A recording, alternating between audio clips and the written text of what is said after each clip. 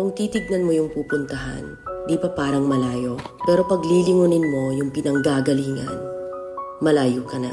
Hindi mo malalaman kung hindi ka susubok. Ang buhay ay isang malaking sugal.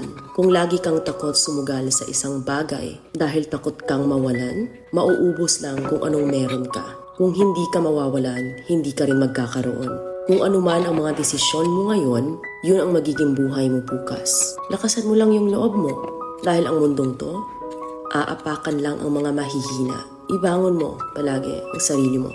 Balang araw, magugulat ka na lang na ang layo na pala ng narating mo.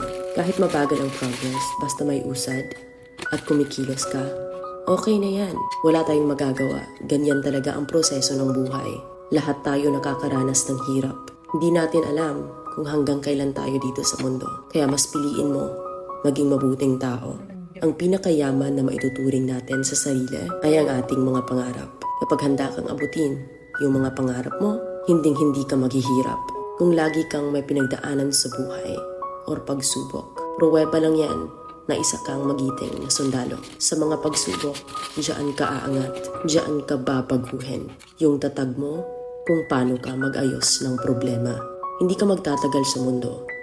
Lubos-lubusin mo na. Gawin mo yung mga bagay na handang iangat ang sarili mo.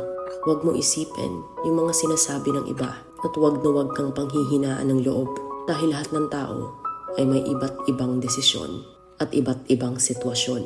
Huwag ka lang mawalan ng pag-asa. Hindi mo naman kailangan madaliin lahat. May proseso ang bawat ganap mo sa buhay.